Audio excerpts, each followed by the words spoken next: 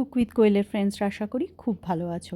ছোটোবেলায় না ভাঁড়ে করে তড়কা নিয়ে আসতাম আর মা রুটিটা করে দিত, তাতে মার একদিন একটু রেস্ট হতো আর আমাদেরও একটু মনে হতো বাইরের খাবার খাচ্ছি। আর বাড়িতে মাঝে মাঝে মাও খুব বানাতো, স্পেশালি শীতকালে তড়কা রুটি কিন্তু দারুণ লাগে। তো আমারও ইচ্ছা করলো, তাই বানিয়ে ফেললাম।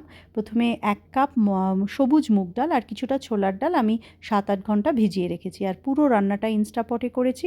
ইনস্টাপটে কিছুটা তেল দিয়েছি, কিছুটা বাটার দিয়ে প্রথমে রসুন কুচি, পেঁয়াজ কুচি, আদা বাটা, লঙ্কা বাটা এগুলো দিয়ে 1 চামচের মতন টমেটো পিউরি দিয়ে তাতে পরিমাণ মতন নুন আর যে গুঁড়ো মশলা হলুদ গুঁড়ো, জিরে গুঁড়ো, ধনে গুঁড়ো, লঙ্কার গুঁড়ো দিয়ে একটু নাড়াচাড়া করে এই যে ভিজিয়ে রাখা ডালটা আছে সেটা দেবো, পরিমাণ মতন জল দেবো, কিছুটা কাঁচা লঙ্কা দিয়ে প্রেশার কুক মোডে ধরো 10 মিনিট মতন হতে দেবো। তারপর প্রেশারটা বেরিয়ে গেলে এবার একটু ভালো করে নাড়াচাড়া করে দাও, একটু ঘেটে যাবে।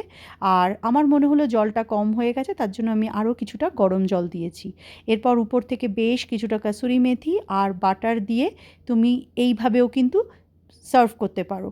তবে আমি তাতে একটু টেস্টটা বাড়ানোর জন্য যেটা করি, একটু কাঁচা লঙ্কা কুচো দিয়েছি আর একটা ডিমকে, কাঁচা ডিমকে ফাটিয়ে দিয়ে দিয়েছি, দিয়ে খুব ভালো করে নাড়বে, তাতে ঠিক স্যুপের মধ্যে যেরকম ডিমটা হয়ে যায় সেরকম হয়ে যাবে, তাতে টেস্টটা কিন্তু বহুগুণ বেড়ে যায়। আর দুটো ডিমকে আমি একটু ভেজে মানে স্ক্রাম্বল এগ করে মিশিয়েছি। তারপরে নামানোর আগে আরও কিছুটা বাটার দেবে, একটুখানি দেবে কাসুরি মেথি।